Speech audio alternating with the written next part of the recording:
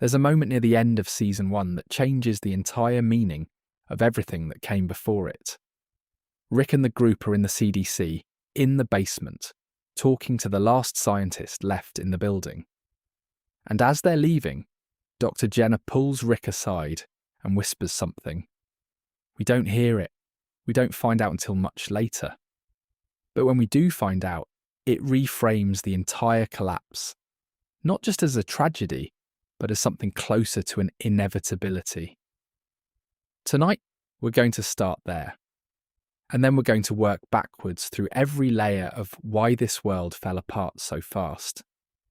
Because the answer is deeper than most people realise. There is something deeply unsettling about the opening of The Walking Dead. And it's not the walkers. It's not the blood, or the quiet, or the way the hospital corridors feel, like the inside of a dream you can't quite wake from. It's the timeline. Rick Grimes falls into a coma sometime in early spring. He wakes up approximately 4 to 5 weeks later, depending on which source material you consult. And in that narrow window of time, everything is gone. Atlanta is a burned-out shell of itself.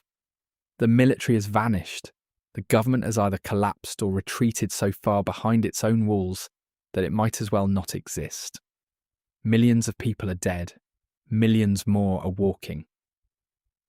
When Rick finds Morgan Jones, one of the first survivors he encounters, Morgan tells him that things went bad very quickly. Cities fell within days. People stopped coming out of their houses, and then the houses started falling too. Tonight, we're going to slow that down. We're going to examine exactly what the Walking Dead universe tells us about how this collapse unfolded, and we're going to go deeper than the surface-level answer that the virus simply spread too fast. Because that's not really the answer. Or rather, it's only a fraction of the answer. The real reason society collapsed in The Walking Dead is a layered, complicated story about institutions, human psychology, information failure, catastrophically bad decision-making, and a biological truth that no one understood until it was far too late. This is a story about more than a zombie apocalypse. This is a story about what happens when every system that holds civilization together decides at the same moment that it cannot hold anymore. Let's begin at the beginning. Before we can understand why society fell so fast in The Walking Dead, we have to understand what society actually is. Not in an abstract textbook sense, but in a practical, on-the-ground sense. What are the moving parts of a functioning civilization? Which of them, when they fail, cause everything else to fail along with them? Sociologists who study institutional collapse talk about something called cascading failure. The idea is not complicated. Complex systems don't usually fail because one thing breaks. They fail because one thing breaks, and that failure puts pressure on something adjacent, and that something breaks under the new pressure, and so on down the line, until the whole structure comes apart. A bridge doesn't collapse because one bolt rusts. It collapses because that bolt rusts, which shifts the load onto an adjacent cable, which frays under the additional strain, which causes a beam to bow, which creates a vibration the engineers never accounted for, which shakes loose 3 more bolts, and then suddenly a structure that stood for 50 years falls into a river in 30 seconds. The Walking Dead universe is, at its core, a story about cascading institutional failure. And it happens so quickly because the systems that support each other are so tightly coupled that when one of them goes, they all go. In a modern civilization like the one The Walking Dead is set in, roughly the United States in the early 2010s, there are about 6 categories of systems keeping everything running. There is government, which maintains law and coordinates resources across a vast geographic area. There is the military, which enforces order when civilian systems break down and provides the organised force needed to manage large-scale threats. There is healthcare, which contains biological threats, manages public health crises, and develops the medical responses that keep populations functional. There are communications infrastructure and media, which keep information flowing between people and institutions at the speed necessary for coordinated response. There are supply chains which keep food, medicine, fuel, and other essentials moving continuously from where they're produced to where they're needed. And there is what sociologists call social trust, which is the invisible glue that makes people cooperate with each other and with institutions in the first place. When a crisis strikes, the ideal response is that all 6 of those systems activate together, reinforce each other, and manage the threat before it can grow beyond their combined capacity. Government coordinates the military. The military supports healthcare. Healthcare provides accurate information to the communications infrastructure. The communications infrastructure maintains social trust. Supply chains keep everyone fed and functional enough to respond. It's a system of interlocking supports, and its strength comes precisely from the fact that each element depends on the others. In the Walking Dead universe, almost none of that happened, and understanding why requires going back to the very first days of the outbreak, the days we never see directly, but whose consequences are written into every frame of the world Rick wakes up in. The show is deliberately vague about patient zero and the earliest moments of the infection. Kirkman made a conscious creative choice not to show us the origin of the end, but through fragments of dialogue, background details, environmental evidence, and the accounts of survivors we meet in the early seasons, we can reconstruct a rough picture of what those first days looked like. And what we can reconstruct is deeply instructive. The infection did not announce itself. It didn't arrive with a clear, dramatic, unambiguous signal that allowed the people in positions of authority to recognize it as a novel, existential threat and mobilize a coordinated response. The earliest cases almost certainly looked, from a clinical perspective, like a strange and alarming variant of known conditions: high fever, extreme neurological agitation, aggressive behaviour, inconsistent with the presenting physical symptoms, and then death, and then something that the medical frameworks of the time had no category for at all. By the time anyone in a position to act understood that the dead were rising and attacking the living, the infection had already spread far beyond any containable perimeter. And this is the first domino. Not the virus itself, but the delay in recognising what the virus was. A delay that was not accidental and was not the product of incompetence alone. It was the product of how our institutions are actually designed to work. Healthcare systems are extraordinarily good at identifying and responding to known threats. A new strain of influenza, a bacterial outbreak, a novel respiratory illness with a transmission pathway that fits within existing models. These are things that public health infrastructure is built to handle. There are protocols, there are response networks, there are chains of communication that activate when a threat falls within a recognised category. The system is calibrated to handle familiar categories of danger. What healthcare systems are not built for is recognising a threat that falls entirely outside every existing category. And reanimated dead people attacking and infecting the living was, to put it very plainly, outside every existing category. Think about the position of a hospital administrator in Atlanta in the first week of the outbreak. Patients are arriving in emergency rooms with severe bite wounds. The bite victims are developing rapid, aggressive fevers. Some of them are dying.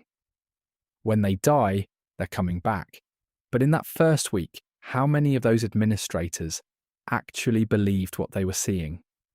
How many doctors and nurses, the most scientifically trained people in the building, looked at what was happening and thought, this is a genuinely new biological reality, and I need to report it up the chain in terms that reflect what it actually is? And how many thought, there must be an explanation for this that fits within my existing understanding of medicine and human biology? The answer, almost certainly, is that the vast majority chose the second option, because that is what human beings do. We interpret new information through the frameworks we already have. Our brains are pattern-matching machines, and when a new data point arrives, we don't reinvent our entire understanding of the world. We try to fit the new data into the model we already have. And if the new data is strange enough, we will bend the interpretation of the data before we bend the model.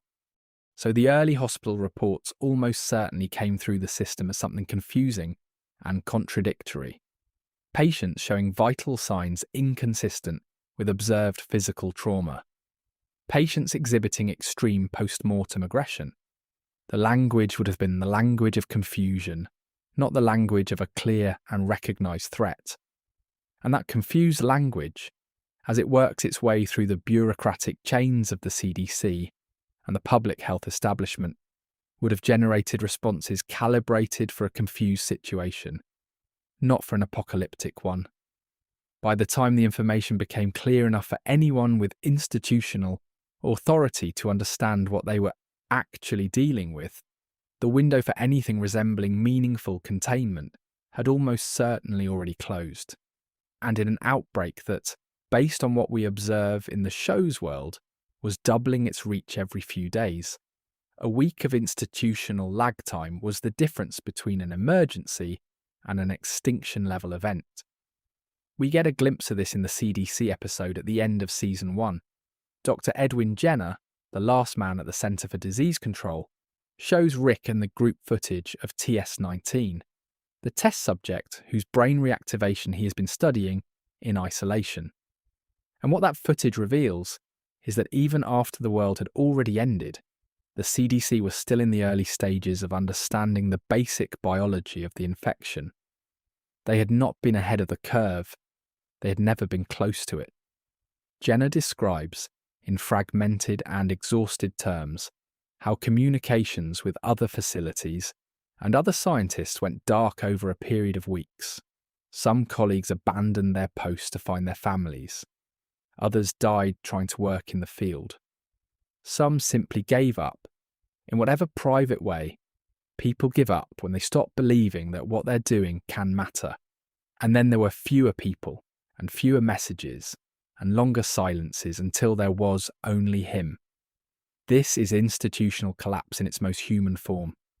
Not a dramatic moment where a building falls or a government is overthrown. A slow, grinding dissolution of the will and the capacity to keep going. People left. Communication broke. Resources ran dry. The belief that the work mattered eroded past the point where even the most dedicated person could sustain it. And eventually, the institution simply ceased to function, not because it was destroyed from the outside, but because it fell apart from within. That distinction matters, because it means the collapse of the CDC wasn't an external attack on a functioning system. It was the system responding to its own impossibility. We need to stop here and talk about the whisper, because the whisper is central to understanding the full architecture of why society collapsed in the Walking Dead universe, and it doesn't get nearly enough analytical attention. In the Season 1 finale, as Rick and the group are preparing to leave the CDC before Jenner detonates the building, Jenner pulls Rick aside. He says something. We don't hear it.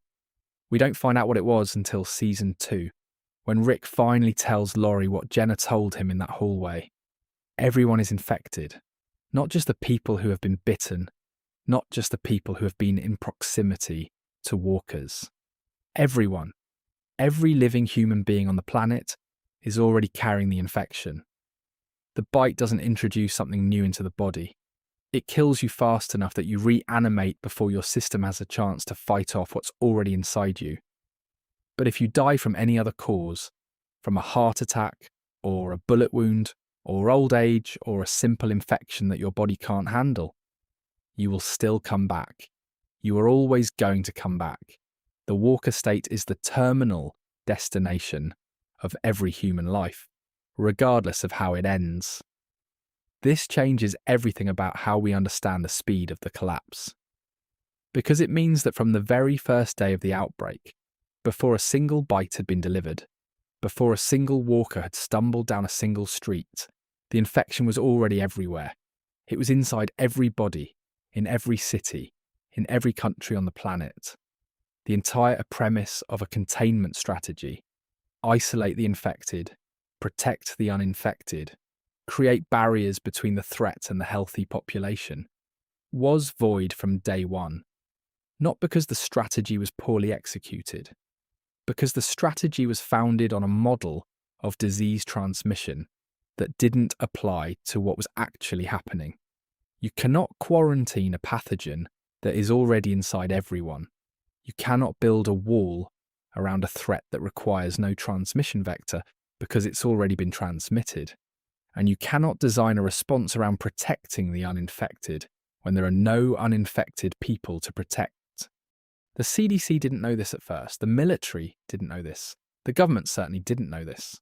They were designing emergency responses around a fundamentally incorrect understanding of what they were dealing with.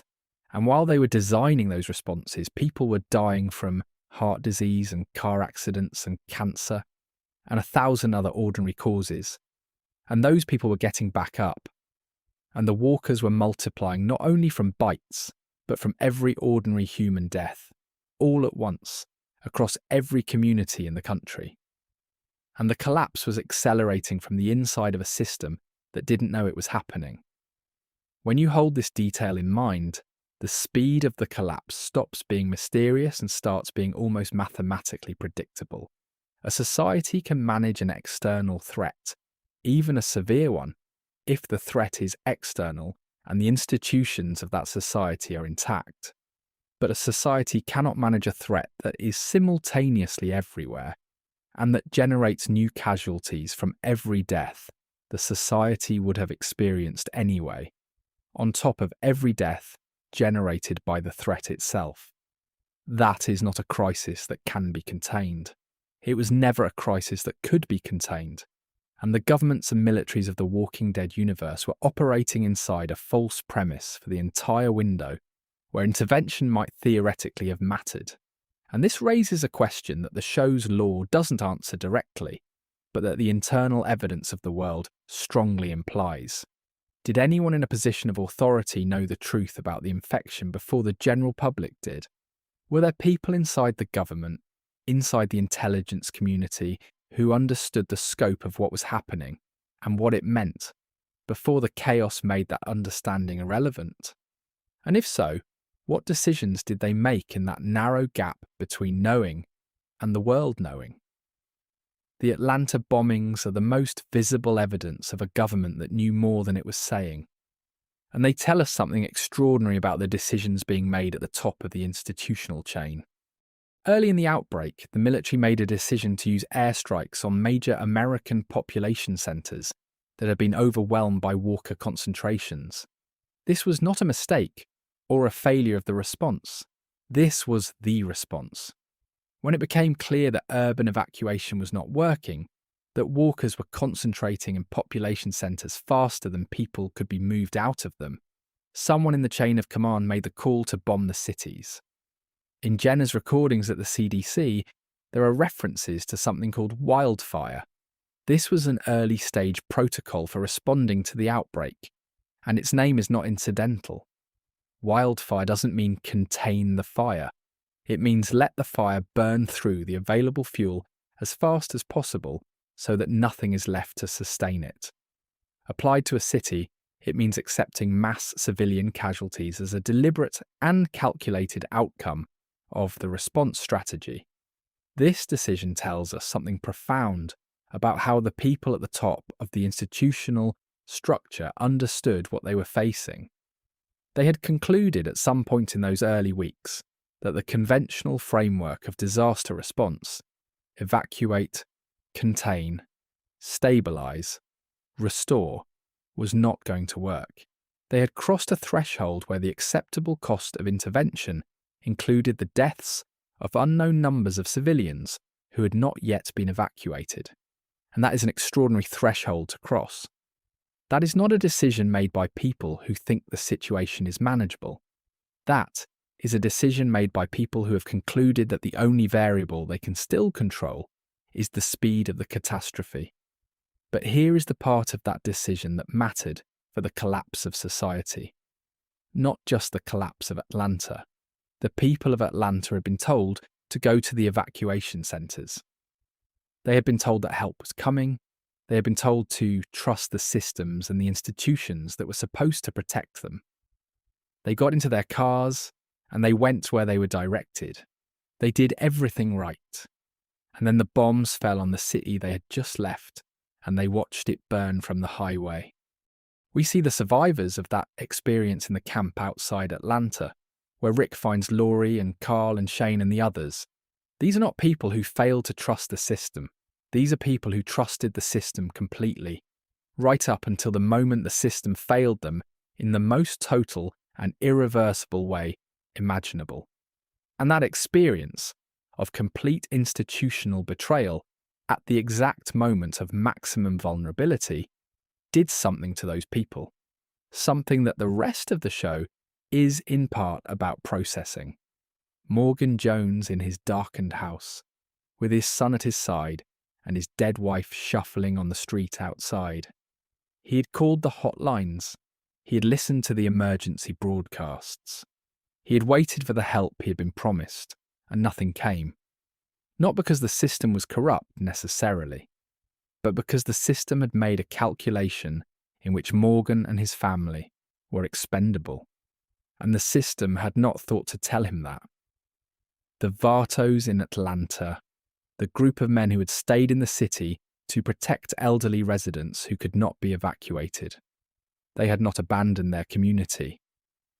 They had done exactly what a functioning civil society asks of people at their most honourable.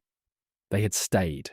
They had expected that staying would eventually be rewarded with the arrival of help. It was not. These stories are not stories of people who gave up on the institutions of their civilization. They are stories of people who believed in those institutions past the point where the institutions deserved belief. And that betrayal of trust was not just a personal tragedy for the people who experienced it. It was a structural event. Because every person who lived through that betrayal became, from that day forward, a person who would never entirely trust an institution again. And the aggregated effect of that shift, multiplied across millions of survivors, was the final dissolution of the social trust that might otherwise have supported some form of organised recovery. Let's turn now to something that doesn't get enough credit in discussions of The Walking Dead's collapse, and that is the psychology. The institutional failures we've been tracing through are real and they matter. But they are not on their own sufficient to explain why civilization fell as completely and as permanently as it did in the world of this show. For that, we need to understand what the collapse did to the human mind, what it activated, what it brought forward from somewhere very deep in our evolutionary history. Kirkman has said in interviews that the question at the centre of The Walking Dead was never really, what is it like to fight zombies? The question was, what does it do to a person to live in this world? And the answer the show gives us, across 12 seasons and hundreds of episodes, is remarkably specific. It does something to people that they didn't expect, and that the old institutional frameworks of civilization were specifically designed to suppress. It makes them tribal. In a functioning society, cooperation is both enforced and encouraged by a dense web of institutions, laws, social norms, and shared incentives. You cooperate with your neighbours not simply because you like them, but because there are systems in place that reward cooperation and impose meaningful costs on defection. You pay your taxes, you follow the rules, you extend a basic level of trust and courtesy to strangers. Not just because your moral instincts tell you to, but because the social and legal consequences of not doing so are real and predictable and unavoidable. When those systems collapse, something fundamental shifts in the rational calculation underlying cooperative behaviour. In a stable society, cooperation is almost always the rational choice, because the institutional framework enforces it.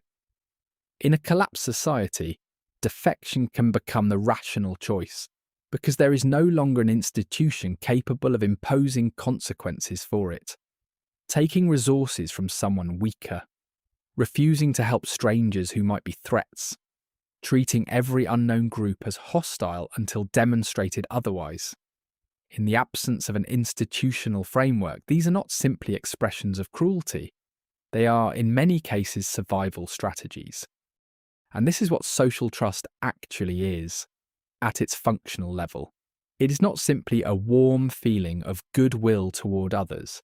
It is a rational bet that the other person, because they are embedded in the same institutional framework you are, has the same incentives to cooperate that you have. When the framework disappears, the bet changes. And when the bet changes for enough people at the same time, cooperation collapses. And when cooperation collapses, the institutions that might have rebuilt the framework collapse with it. And the loop closes on itself. We watch this happen in real time across the early seasons of The Walking Dead. In the very beginning, there are still survivors who are trying to maintain the old frameworks. The CDC scientists who stayed at their posts until they had nothing left to stay for.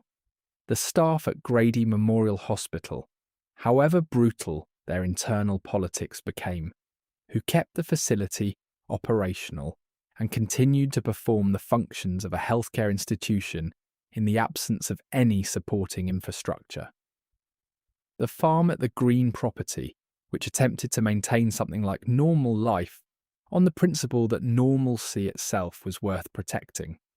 But as the weeks turned into months and the promised help didn't arrive and the resources dwindled and the encounters with other groups turned violent more often than not, the calculus began to shift. And what emerged in the space where institutional frameworks had been was not simple anarchy. It was something older and more structured than that. It was tribalism. Human beings are, at their evolutionary foundation, deeply tribal animals. We are built to cooperate intensely within small, identifiable groups while treating outsiders with suspicion, caution, and often active hostility. This is not a character flaw. It is an evolutionary adaptation that served our ancestors extraordinarily well in the environment those ancestors actually inhabited. The problem is that civilization requires extending the sphere of cooperation far beyond what our tribal instincts naturally support. It requires cooperating with strangers, trusting people we've never met, participating in systems whose workings we don't fully understand. Civilization, in a very real sense, is a technology for temporarily overriding our tribal defaults. When civilization collapses, that technology stops working, and the tribal wiring that was always underneath it, dormant but intact, comes back online. Fast. This is why almost every stable community we observe in The Walking Dead is organised around a strong central authority figure, rather than around a democratic or collaborative institutional structure. Rick's group coalesces around Rick's leadership, with all the tensions and failures that dependence creates. The governor builds Woodbury into a functioning community held together by his personal charisma and his willingness to be the person who does the necessary, terrible things so that others don't have to. Negan constructs the Saviours into a feudal empire that is internally coherent and externally brutal. Terminus presents a veneer of inclusive welcome while running a predatory operation underneath it. These are not aberrations in the show's moral universe. They are predictable outcomes. They are the natural organisational forms that emerge when the institutional scaffolding of civilization is stripped away and human beings are left with nothing but their evolutionary inheritance and the immediate pressure of survival. Leaders emerge, groups form around them. Those groups compete for resources. That competition generates violence, and the violence reinforces the fear that drives people deeper into their tribal groups and further from the possibility of the kind of broad, distributed cooperation that civilization actually requires. The collapse, in other words, didn't just happen to society. it was actively perpetuated by what the collapse did to the psychology of the people living through it. The more afraid people became, the more tribal. The more tribal, the less likely to cooperate across group boundaries. The less likely to cooperate, the more resources concentrated in the groups most willing to use, forced to acquire them. The more resources concentrated in violent groups, the more fear for everyone else. And around it went, each cycle driving the social fabric further apart than the walkers alone could ever have managed. There is another layer to this collapse that deserves careful and extended attention, and it's one of the most underappreciated elements of the show's internal logic: the failure of information. Modern civilization depends on information flowing quickly and accurately between individuals, communities, and institutions. News media, government emergency broadcasts, hospital communication networks, social media, telephone infrastructure. All of these exist to ensure that when something important happens, people find out about it fast enough to respond usefully. The speed and accuracy of information flow is not separate from the functioning of civilization. It is one of civilization's most critical operating conditions. In a crisis like the outbreak depicted in the Walking Dead universe, accurate information is not merely helpful. It is the difference between a coordinated response and a chaotic one. If people know that the bite kills and reanimates, they can respond correctly when someone in their group is bitten. If people know that the evacuation centres have been overrun, they stop going to them and stop sending others toward them. If people know that everyone is already infected, they stop operating under the assumption that the threat is external and start making decisions based on the actual nature of the reality they're in. None of that information reached the population in time, and that failure was not random. It had specific causes, layered on top of each other. The first cause was deliberate. In the early days of the outbreak, when government authorities still believed that some form of containment was achievable, there were almost certainly active decisions being made at various levels of the institutional chain to manage what information reached the public and how quickly. This is standard operating procedure in crisis communications. Governments balance the need for accurate public information against the assessed risk that accurate information will generate mass panic that makes the physical situation worse. In a genuine crisis, that balance is extraordinarily difficult to strike well. In the specific crisis of the Walking Dead outbreak, it appears to have been struck very badly indeed. The information that was being suppressed or managed or released only in carefully sanitized fragments was precisely the information people needed to make decisions that would have helped them survive. The information that the dead were rising. The information that the bite was a death sentence. The information that evacuation centres were becoming death traps rather than sanctuaries. By the time that information could no longer be suppressed, because the reality of it was visible from every window in every city, the communications infrastructure itself had already begun to fail. Power grids were going down, broadcast towers were losing the maintenance workers who kept them operational. The physical infrastructure of the internet, the servers and cables and routing equipment that require continuous human attention to function, was beginning to degrade. Cell networks were overwhelmed and then went dark. And in the absence of reliable official information, what filled the void was exactly what you would expect. Rumour, word of mouth, stories from people who had witnessed things they couldn't fully explain, filtered through layers of fear and misunderstanding and transmission across frightened communities. Morgan Jones believed, well into the series, that a military compound at Fort Benning was still operational and offering genuine sanctuary. This belief passed person to person through the thin and unreliable network of survivor communication, drove decision-making for core members of the group through a significant portion of Season 2. It turned out to be based on nothing solid. But how would Morgan have known that? The only information he had access to was what other scared, poorly informed people told him, and those people were working from the same fragmentary picture he was. The evacuation centre in Atlanta that Glenn's pre-group history references, the rumours about functioning safe zones in other states, the belief, held desperately and for far too long by far too many people, that the military was still coming, that some form of organised governmental response was still on the way. All of these rumours circulated through survivor communities because there was nothing more reliable to replace them with, and each of them drew people toward decisions that cost some of them their lives. The information failure wasn't simply a symptom of the collapse that was already underway, it was one of its primary drivers. People who don't know what is actually happening cannot make rational decisions. They make decisions based on hope, based on the most recent official message they received before the broadcast went dark, based on what the most confident person in their immediate vicinity believes. And those decisions aggregated across millions of people, making them simultaneously, created patterns of movement and behaviour that accelerated the collapse rather than slowing it. There is a timeline running beneath everything else in The Walking Dead's collapse, and it is more precise and more merciless than most viewers consciously register. It is the countdown of material resources. A modern city like Atlanta is kept alive by supply chains of extraordinary complexity and extraordinary fragility.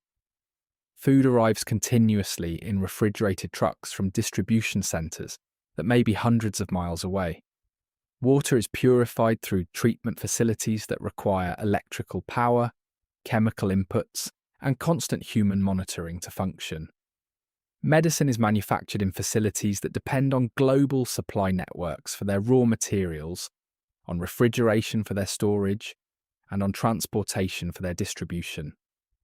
Fuel for vehicles and generators flows through pipelines and refineries that are exactly as dependent on functioning human infrastructure as every other element of the system. These supply chains didn't fail because the resources themselves disappeared.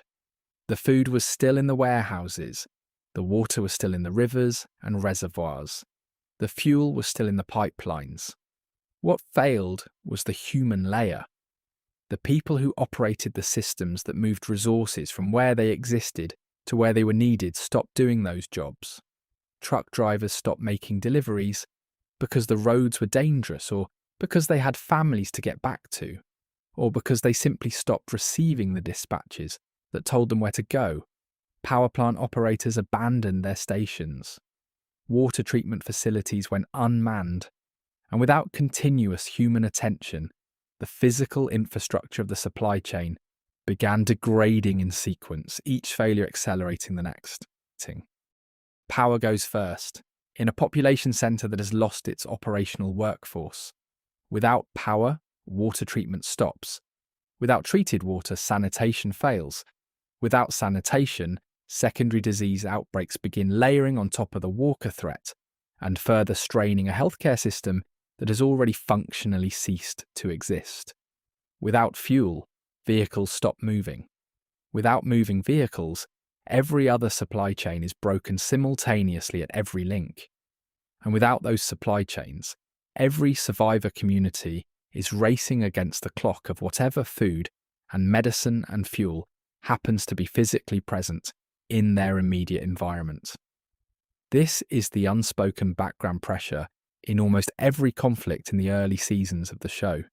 The debate at the farm about how to allocate resources from stores that everyone knows are finite. The disease outbreak at the prison, which is inseparable from the question of whether any sanitation or medical infrastructure can be maintained at scale with the population they've gathered. The construction of Terminus, which is built on the recognition that in a world where conventional resources have run out, human beings themselves have become the most reliably renewable resource available. The supply chain collapse matters for understanding the speed and permanence of societal failure, because it meant that even in communities that avoided the worst of the violence, even in places where a few hundred people held together through discipline and collective will, and maintained something recognizable as social order. The clock was always running. You could hold your community together through sheer organizational force and personal leadership. But if you couldn't solve the resource problem, you were simply delaying rather than preventing the end. And solving the resource problem at any meaningful scale requires exactly the kind of large-scale institutional cooperation that the collapse had made functionally impossible. A small group can survive on locally available resources for a period of time, but sustainable civilization requires trade networks, agricultural systems that operate far beyond the subsistence level, manufacturing capacity, and the kind of distributed economic activity that only functions when there is enough social trust between different communities to support exchange rather than raiding. None of that trust existed, and the scarcity that would have required cooperation to address was itself destroying the possibility of cooperation. Every other group with resources was a potential threat. Every potential alliance was shadowed by the question of whether the other group would defect and take everything when the opportunity arose. The trap closes on itself. The solution to the scarcity problem requires the institutional trust that the scarcity is destroying. Let's sit for a moment with a thought experiment. Not about what happened, but about what would have had to happen differently for the outcome to have been different. The infection was real. The pathogen was present in every human body on the planet before the first cases were recognized. The fundamental biological premise that true containment was always impossible because there was nothing to contain was fixed. But the speed and totality of the collapse was not fixed. It depended on a cascade of decisions made by real human beings in positions of authority that each made the situation significantly worse than it needed to be. What if the public health infrastructure had been better calibrated for novel threat recognition? What if the military's response had been oriented from the beginning around protecting and organising surviving populations, rather than around the strategic logic of the wildfire protocol? What if the evacuation systems had been designed around realistic worst-case scenarios rather than optimistic projections? What if Jenna had been evacuated with a team rather than left to work alone?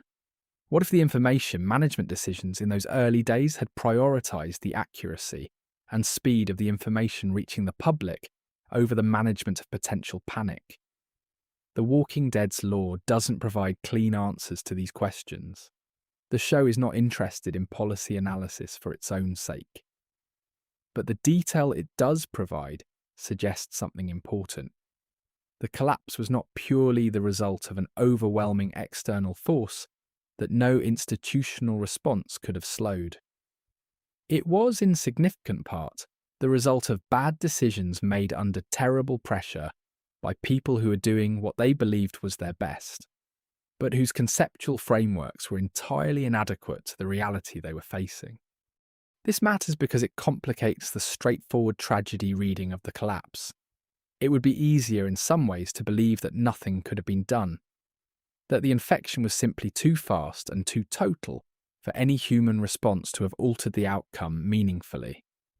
But the evidence the show provides suggests that the window for meaningful difference existed, that it was not impossibly narrow, and that what closed it was not just the biology, but the institutions and the people running them and the models in which those people were operating. The decision to bomb Atlanta was made by someone. The decision to maintain the fiction of functioning evacuation centres past the point where they could function was made by someone.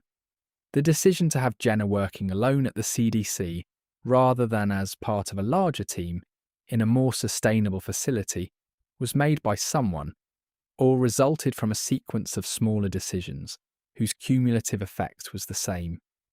And each of those decisions, made by people trying their best to manage an impossible situation through frameworks that didn't fit the situation, made everything worse for everyone.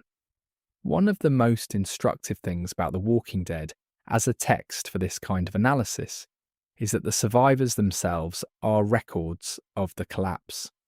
Where they came from, what they did in the first days, how they managed to stay alive through the worst of it. All of this is evidence about the specific shape of the collapse and who it destroyed first. Look at the range of backgrounds in Rick's original group. Laurie and Carl, suburban and domestic, insulated in the first days but left without any particular skills or networks when the insulation gave way. Shane, law enforcement, whose entire professional identity and moral operating system were built around institutions that no longer existed. Glenn, a delivery driver, with intimate knowledge of Atlanta's street geography and the habit of moving through urban spaces quickly and quietly. Daryl, from a background where institutional support had always been minimal, and the skills that the New World required were simply the skills of ordinary life.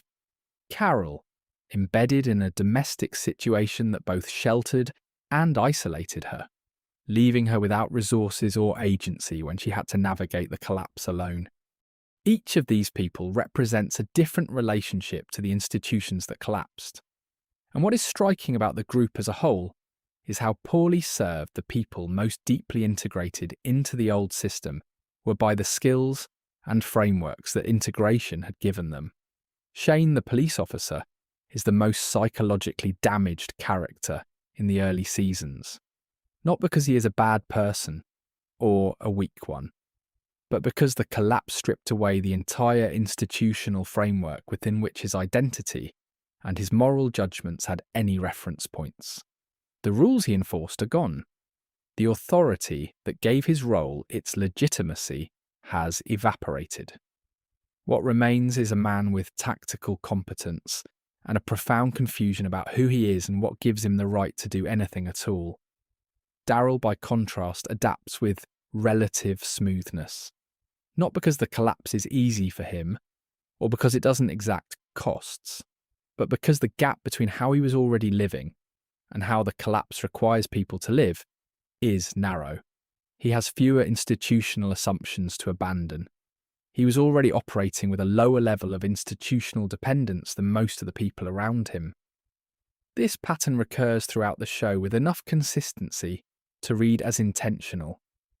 The survivors who navigate the New World most effectively are disproportionately people who are living at the edges of the old institutional order. People who had fewer expectations of systemic support and more experience improvising in its absence. Michonne, whose history suggests she was never entirely integrated into the comfortable centre of the old world. Carol, who discovers in the collapse that the survival skills it requires are things she already had, buried under a life that had given her no context in which to use them. Ezekiel, who had built his own theatre of identity before the collapse, gave everyone reason to do the same, and the people most devastated by the collapse are the ones who had the most invested in the old order. Not because they were weaker or less capable, but because the collapse cost them more. It stripped away not just safety and physical resources, but meaning. The entire interpretive framework through which they understood who they were and what their lives were for. That is a different category of loss from losing your house or your food supply. And it drove people to desperate decisions that accelerated the collapse for everyone around them. Shane's descent is the most explicit version of this arc in the show, but variations of it appear in almost every long-term character study the show undertakes. The capacity to survive the Walking Dead universe is, in a very specific way, the capacity to reorganize your sense of self around new reference points when the old ones are gone. And that capacity is not equally distributed among people who grew up with very different relationships to the institutions that collapsed. We've traced the collapse through its institutional dimensions and its psychological ones, through the failure of information flow and the countdown of material resources, through the wildfire protocol and Jenna's whisper, and the fundamental impossibility of containing a pathogen that was already inside everyone. But there is a deeper question that all of this analysis has been circling. The question that The Walking Dead, at its most ambitious and most uncomfortable, is actually asking, is civilization fragile by nature? Or is there something specific about how this one was built that made it so vulnerable to this particular kind of shock? The show doesn't answer this directly, and it's the kind of question that probably shouldn't be answered directly. But the shape of the answer it implies is more interesting than a simple yes or no. The collapse in the Walking Dead universe is not presented as the result of a civilization that was rotten underneath. Pre-outbreak America, in the fragments the survivors remember, and the physical world Rick wakes up into, reads as a civilization that was mostly working. People had jobs and families and communities and ordinary lives. The institutions were imperfect, as institutions always are, but they were functional in the ways that mattered. There's nothing in The Walking Dead's backstory that suggests a civilization already teetering on the edge of internal failure. It was not a weak civilization that collapsed at the first serious shock. It was a civilization that was strong right up until the moment it wasn't, and then it was gone in weeks. What the show suggests through the specific shape of the collapse it depicts is that the stability of civilization is more contingent than it appears from the inside. The systems holding everything together are real and they work, until the moment they encounter a threat that falls entirely outside the categories they were designed to handle. And in that moment, the margin between functioning society and complete collapse is thinner than anyone imagined, because the complexity and interconnection that make the system powerful in ordinary circumstances are exactly the properties that make it catastrophically fragile in extraordinary ones. This is the most genuinely disturbing idea at the centre of The Walking Dead's conception of the collapse. Not that people are secretly monstrous, though the show explores that. Not that institutions were always corrupt, though the show explores that too. But that civilization itself, the whole extraordinary project of human cooperation at scale, is held together by a web of interlocking assumptions that most people who live inside it never examine. And those assumptions can fail all at once when a sufficiently novel threat arrives. The system was never tested in the way this threat tested it. And when it was tested, it failed. The Walking Dead of the title, as Kirkman has noted in various contexts, are not only the walkers. They are the institutions, the systems, the assumptions, moving through the world on something like muscle memory, maintaining the appearance of function, until one day they simply stop. Kirkman has said that he wanted The Walking Dead to continue indefinitely, not because he had one story to tell, but because he was interested in what happens to human civilization over the very long term when something like this occurs. Whether the survivors and their children and the generations after them can rebuild something. Whether what they rebuild resembles what was lost or becomes something entirely new, shaped by the memory of what destroyed the old world and by conscious decisions not to repeat the conditions that made that destruction possible. The comic series, which ran longer than the television adaptation and concluded in a different place, offers a partial answer. What emerges eventually is not a restoration of the old civilization, but something more deliberate. Communities built by people who carry the collapse as a constitutive memory, as something that defines what they are and what they're trying not to become. A civilization in progress, rather than a civilization taken for granted. The television show's later seasons with the Commonwealth arc move toward a similar question, but from a different angle. The Commonwealth is large enough and organised enough to have recreated many of the structural features of the pre-outbreak world, including a class hierarchy, a political system, and something resembling an economy. And the show uses the Commonwealth to ask whether you can rebuild the infrastructure of civilization without also rebuilding its structural inequities, whether the things that make large-scale cooperation possible are separable from the injustices that those same structures also tend to produce. There is no clean answer, and the show, to its credit, does not try to manufacture one.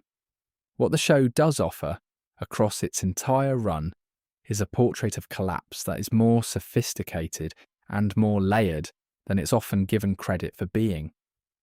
The real reason society fell so fast in the Walking Dead universe is not one reason.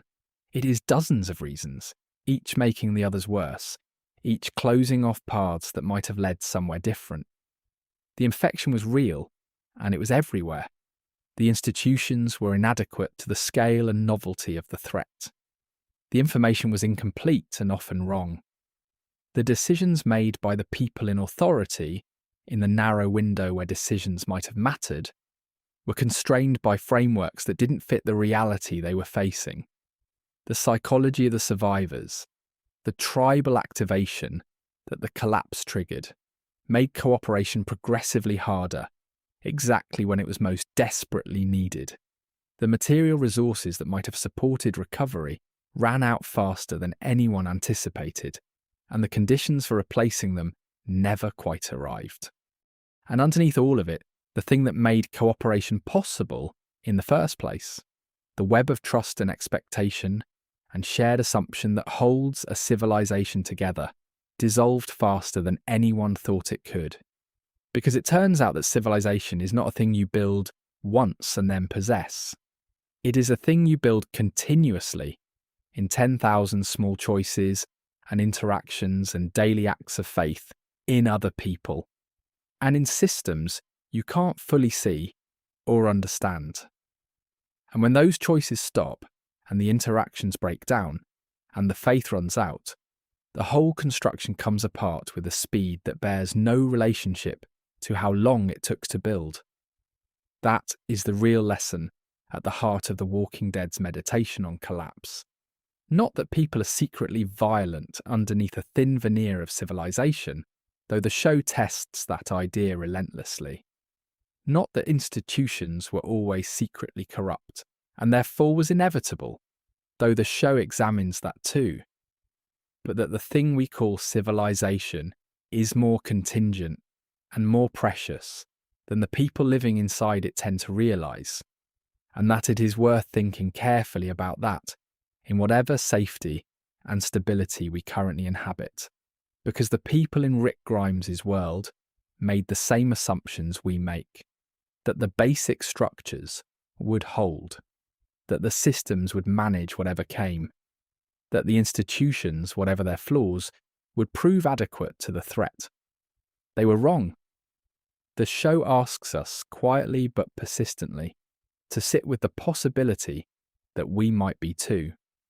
Not as a counsel of despair, but as an invitation to take seriously the work of maintaining the things that make cooperation possible, the trust and the information, and the institutional integrity, before the moment arrives when they are tested beyond what they can hold. That's worth thinking about, in the long quiet of the night. And that brings us to the end of tonight's journey through the lore and structure of the Walking Dead universe. We've covered a great deal of ground together, from the architecture of cascading institutional failure to the biological truth that Jenna whispered in that hallway and what it means for everything that came before and after it. From the psychology of tribalism and social trust to the merciless arithmetic of the supply chain countdown. From the specific decisions that accelerated the collapse to the question of what the survivors themselves tell us about who the old world prepared and who it didn't. This is the kind of analysis I find most rewarding about this universe. Not just the events of the story, but the logic underneath them. The reasons the world is the way it is, the care that went into constructing a collapse that actually makes sense the more closely you examine it. If this is the kind of exploration you come here for, there is more waiting for you. The next video is on screen now. Sleep well.